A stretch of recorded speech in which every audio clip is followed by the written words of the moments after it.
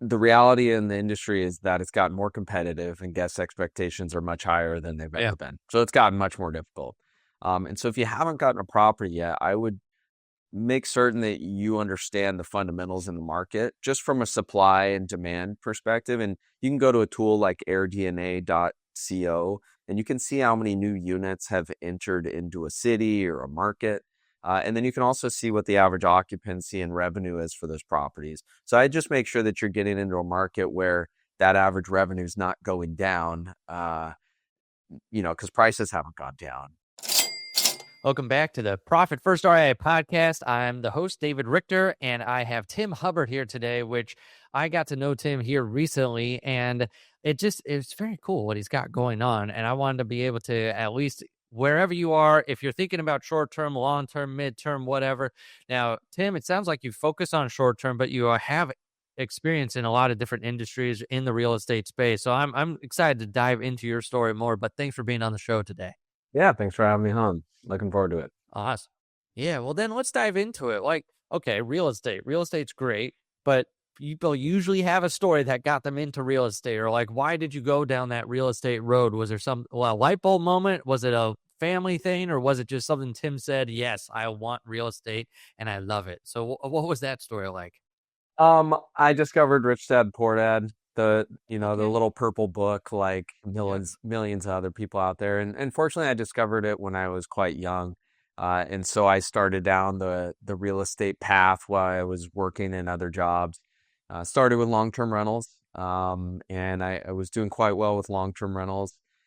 And I was traveling a lot. I was staying in short-term rentals. And a little over a decade ago, I realized that there was a lot more potential for cash flow with short-term rentals than there were my long-term rentals. And so I shifted focuses. I'm focused specifically on short-term rentals over the last decade plus, although I still operate other types of properties. And yeah, it's been quite a journey. So how long ago did you read Rich Dad Poor Dad? Oh man, almost 20 years ago, maybe. When did you buy your first property after reading the book? Maybe it was like 2 years or a year and a half. So that was It was pretty pretty quick. quick. Yeah, Yeah, that's pretty quick, because some people yeah. read it, then it's like, oh, they call back to it. But no, that sounds like our journeys are very similar. I read Rich Dad Poor Dad in college, and then like within 2 years had my first rental, and then had another one after that. So sounds like you went down that road. Okay, you kind of went through. Okay, you built some long term, and then short term is better. But I do want to ask. You bought that first house. What was that like? Like, how did you feel about buying it? Sounds like you've been in the W-2 world, and it's like then you're reading Rich Dad Poor Dad, and your mindset is shifting, and then you're like, okay, did you know where to start? How did you even get that first deal? Because I'm also very interested, because like 20 years ago, the market was a lot different, Oh, than it yeah. is today. So did you find it direct from seller? Did you find it off the HUD home store? Like we were doing lots of deals back in the day. So like, how'd you find that first deal? So it was a foreclosure. So I guess I got my first property in 2010. So I guess that was what, 16 years ago. So not quite. 16, that's not, yeah, but Yeah. still, that's almost, to the 20-year mark, which is a little scary at this point. I know. It's 2010 crazy, is isn't it? 16 years ago. Oh, it's So, crazy. okay, so 16 years ago. So David, I really lucked out with timing. I mean, I actually wanted to get a property before the moment that I did. And Yep. that was like 2008, 2009, right when everything was cracking. Okay. And so Yep. I got lucky with the timing, and the first property I got was a fourplex. So, I Yeah. used an FHA loan. I was not working a W-2 job actually, and so getting a loan was very difficult. Okay. I was a contractor selling software for automotive shops, so completely unrelated. And then I was also working with Yeah. a commercial broker, neither of which were W-2 jobs. But I managed to get a So like loan. 1099 contracting type Exactly. things with, Ex- okay. So it was even more difficult to It get that was really first property. challenging. Yeah. I got denied Yeah. a lot. And I also got beat out by a lot of investors paying cash on the foreclosures that I was trying to purchase. They didn't want to deal with FHA loans and stuff. But I managed to get one. It was a fourplex downtown Sacramento, where I'm from originally. And I lived in one of the units. I rented out the other three, and I was cash flowing from day one. And It's okay. Do you still have that property in your portfolio? I've sold that one since. Yeah. I And when actually, did you sell it? When did you sell it? I need to know these things. yeah, I sold that one maybe like 5 or 6 years ago.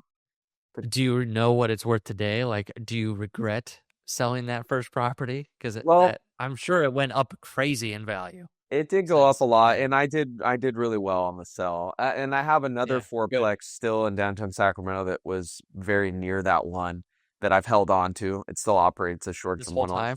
Yeah, Awesome.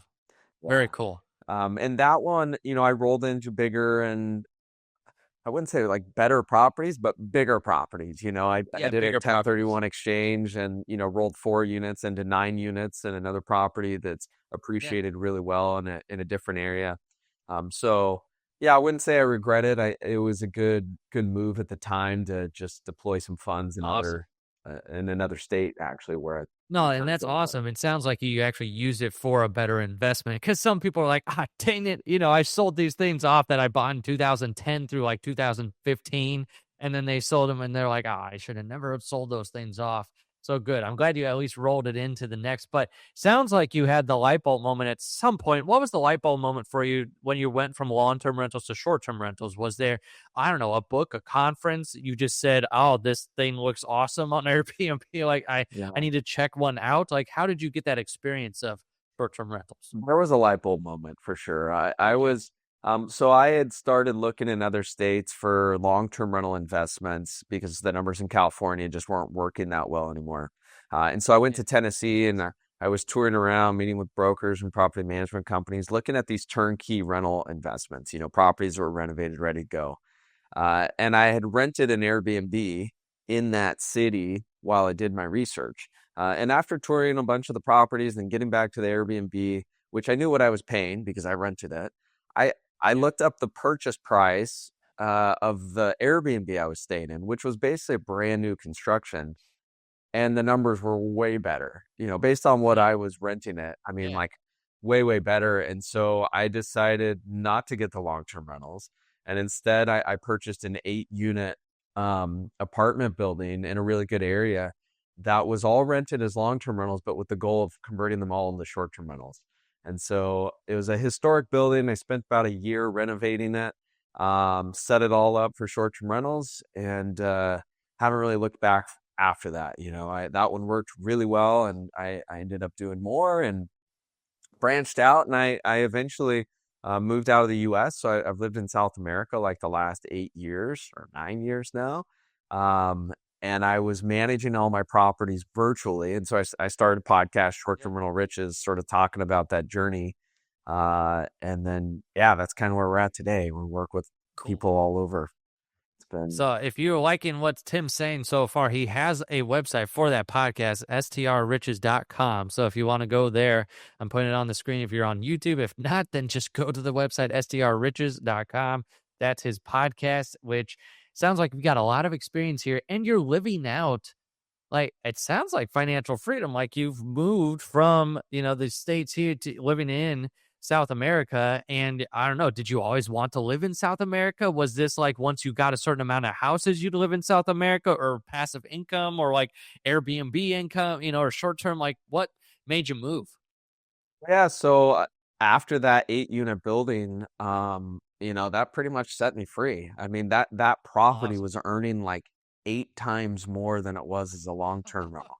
I mean, it was That's incredible, great. you know, and Oh, man. I had the properties already in Sacramento, Yeah. and so things were pretty good, and I was just traveling quite a lot, and I really liked Colombia, so I kept going back to Colombia, and then decided to just make it more permanent, and ended up getting a place down there, and gosh, it's been a long time since then. I now spend most of the time Yeah. in Brazil where I met my wife. Awesome. Um, but still definitely heavily involved with real estate and excited about, our operations and what we're doing with all of that. So Yeah, that's awesome, and I love that you were able to do that. Sounds like that one 8 building unit set you free with, especially if you're getting 8 times the amount of rent on, yeah. or 8 times the bottom line, whatever it was for, like for that one property. But then you built a portfolio, and it sounds like you've also 1031 exchange into bigger buildings. Like, your portfolio today, is it still mainly short-term rentals, or what does it look like in 2026 while we're recording this? Yeah, I've got around like 65 units. Most of them are small multifamily. 45 are short-term rentals. Oh, wow. So yeah, Yeah, big percentage are big still short term. percentage. I have, yeah, that's basically where it's at. We are building a boutique resort in Colombia Oh, cool. that I've been working on the last 3 years. So that's a Nice. brand new venture. Well, I don't want to say it's brand new because we've been working on it for 3 years, but it's it's a new venture. I've never done new construction before, and we're hoping to launch those first units maybe in like a few weeks. So Yeah. um, that's what it looks like today. New construction and sort of a mix of short term, long term. Okay. No, this is great. It sounds like you've got not just a ton of experience, but you've also been able to leverage it into what you really want to do. And that's the whole profit first mindset, like making sure your profit actually points towards like what freedom means for you. And it sounds like living in Colombia and then traveling to Brazil and then finding your wife, like it gave you more opportunities than just, staying there in the States and just, like doing the work day to day or being the 1099 contractor the rest of your life. So sounds like that was a great move. I did want to ask, you've got this, if you're just listening to this, Tim has a really cool background. I know it's just like an image behind it, but it's got Corzly on it. So tell us about Corzly. How did this come into play? What is this company? Like, this is obviously another big thing that you are involved in as well, too. Yeah, so I started managing all my properties virtually. Obviously I had people helping me virtually Yeah. and on the ground, and really honed things in. And my properties were performing really well, and a lot of people through the podcast were reaching out and saying, "Hey, can you help us with our short-term rental? Can you help me with mine?" And that wasn't the original intention, but my team had gotten big enough to where it made sense. Like we had extra capacity. And so we started doing that. And fast forward today, this has been about 3 years since we started doing that. Now we manage properties in over 40 cities. And the whole idea behind Corzly, which is the name of our company, is that we are this core operating center on the back end of someone's short-term rental or Airbnb or their investments, handling all the pricing decisions, talking with all the guests, marketing the property in all the right places. And we've managed tens of thousands of guests. So we're in a really good position to do it. And what I realized with my personal portfolio is that you don't need to have these core operations there locally. Like actually Mm. they're much better centralized, because we can share resources. For an individual owner or for a small portfolio to hire a revenue manager and to have a 24/7 guest experience team, and people that truly understand the marketing and how to optimize the properties, it just doesn't make financial sense. And it didn't for me, when I was growing my portfolio. And so now, yeah, that's where we're at, and it's been a lot of fun. All right, I have to pause the episode real quick. If you're a real estate investor who's tired of wondering where your money is going or why you're closing deals but still feeling broke, you need to talk to Simple CFO. Simple CFO is Profit First certified and fully endorsed by Mike McAlowitz, the creator of Profit First himself. Our team specializes in helping real estate investors finally get control of their cash flow so you keep more money, you pay yourself consistently, and build a business that doesn't run on chaos. We'll help you implement the Profit First system the right way, set up the financial processes you've been missing, and give you a dedicated fractional CFO who actually understands investing and keeping track of your numbers on flips, wholesales, rentals, private lending, all of it. So if you want predictable profit instead of living deal to deal, head over to simplecfo.com and book your financial clarity call today. That's simplecfo.com. Stop living in confusion and start keeping the money you work so hard to earn. Now, back to the episode. Wow, so the Corzly is like the whole back end system, but that sounds like you've got front end marketing systems too. So you'll get the property out there and you'll do that, but then you'll also handle the communication on the back end and that type of thing as well too for the short term rental market. Correct? Exactly. Yeah. I mean, it's from beginning to end. A lot of the Yeah, marketing, end to we end system. leverage the OTAs or the online travel agencies like Airbnb and Booking.com, but there's a bit Yeah. of a science to maximizing visibility on those as well. Okay. No, that's awesome. So you built this software. It sounds like out of a need that you had, and then like, okay, I need this and be able to do this. So now, who would be a good person to use your system? Someone that has one property, someone that has 10, someone that has 1,000? Like, who would you say Corzly's good for in the short-term space? Yeah, we work with small property managers, so an individual totally, Okay, but awesome. small property managers as well with dozens of properties. I mean, really, like there's lots of bottlenecks as you grow your portfolio, and it's not Yeah, until you get to very like true. a couple hundred units sometimes where a lot of that, like maybe it's a market that's really seasonal, where they make all their money in half the year. Yeah, Doesn't make sense to hire a whole team and then half the year the team's just kind of sitting there. So yeah, we're working with larger portfolios today, and that's sort of our yeah, focus. And we're a blend, so we use all what we believe are the industry leading software tools. We've built some of our own technology on the back end. But at the end of the day, we're a human and technology company. Like we yeah. we have both. Awesome. And if you're looking for this, it's Corzly.com, Corzly.com. So that's where you can find Tim's software. And it's not just software, it's like an end to end system. It's like getting you to make sure that you are the business owner that you want to be, not having to hire a bunch more people and being able to take care of wherever you are in your portfolio. And it sounds like, Tim, this is for if you're a mom and pop shop or if you're a property manager and you've got lots and lots of properties that you're managing. Now, I did want to ask, is this just for short term, or is this also managed long term, midterm, or I just wondered if this just covers the short term market? Um, we're focused mainly on short term. We don't do long term, but we do quite a bit of because it's sort of this gray Yeah. area, where a lot of the properties that we have, let's take a seasonal one, for example. Maybe in the high season in Destin, Florida, you want to be renting by the night because that's where you maximize your revenue. But in the off season, you want to rent by the month because there's less people traveling and there's still lots of people that want to rent by the month. So we have quite a few properties that sort of fit that hybrid. And then we have some that are just specifically midterm rentals. And so we do both midterm rental and short-term rental, but I'd say short-term rental is our primary focus. That's the primary focus. Awesome. So that's Corzly.com, Corzly.com. I'll put it back on the screen here if you're watching this.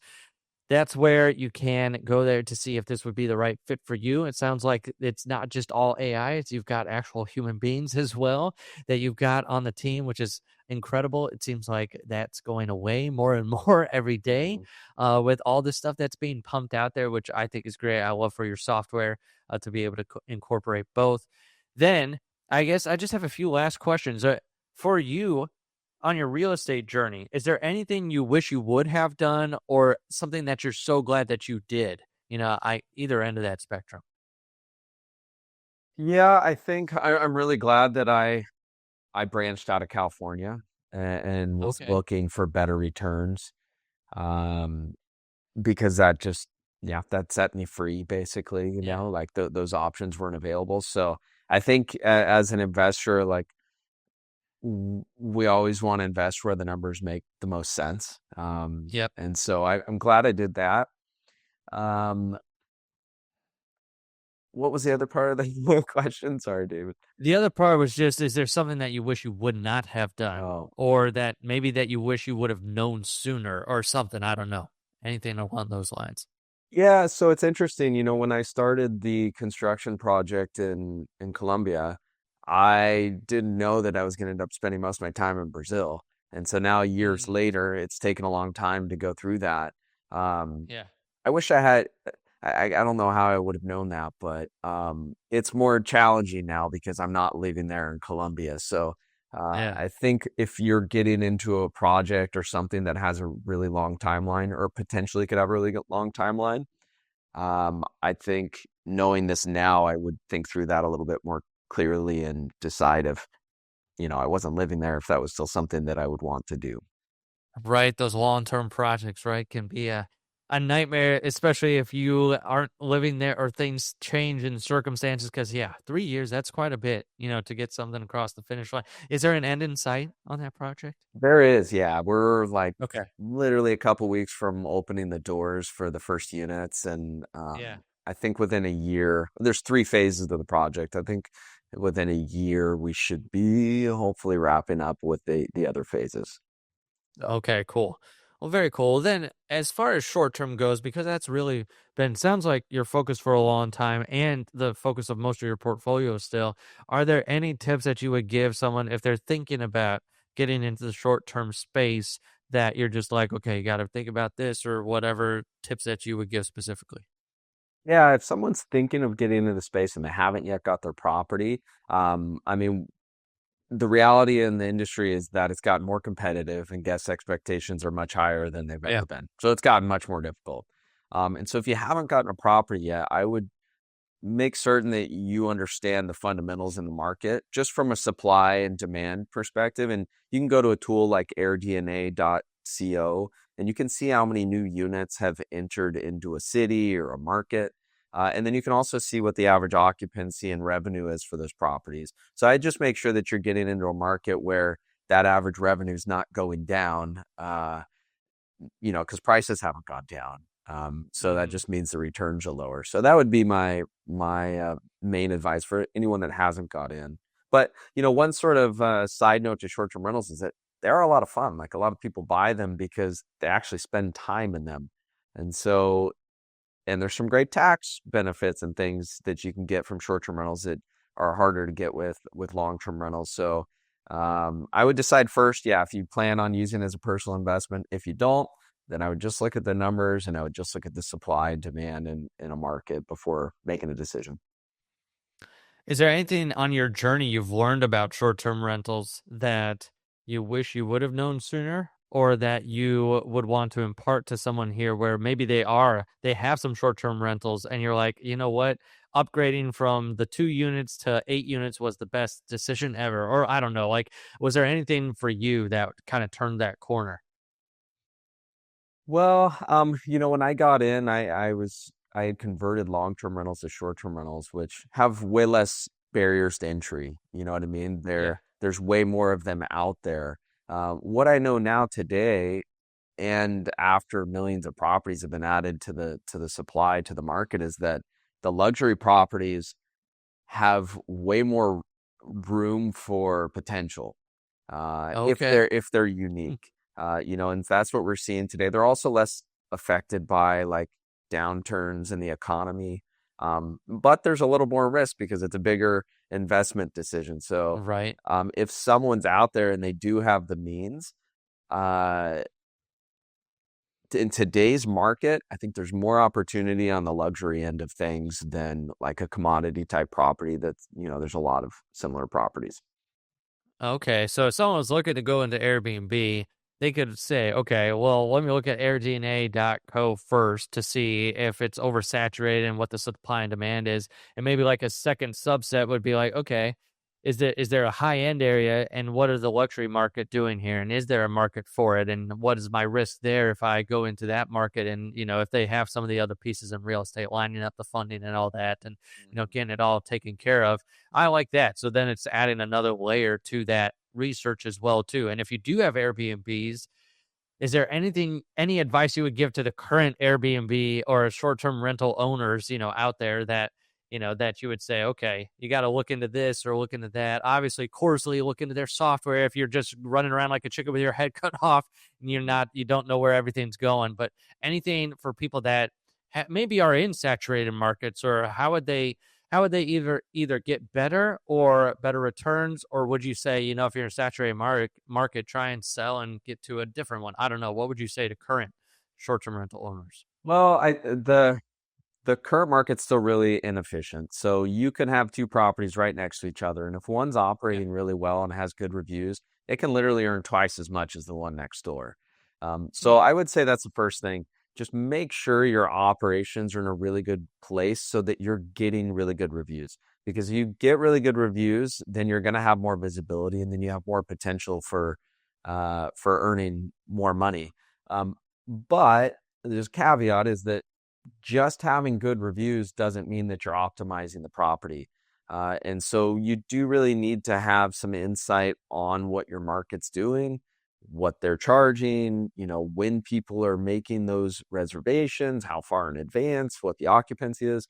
So if you aren't using a dynamic pricing tool, there's ones like Price Labs or Wheelhouse. I highly, highly recommend. You basically have to use one of those now to be competitive, but then you also need to know pretty deeply, kind of how to maximize it after that. So maximize reviews and really understand your market, because a lot of people in today's market are still trying to charge what they were charging 2 years ago, and they're not getting booked. And it's really a supply and demand thing. Like, they're probably priced too high, unfortunately.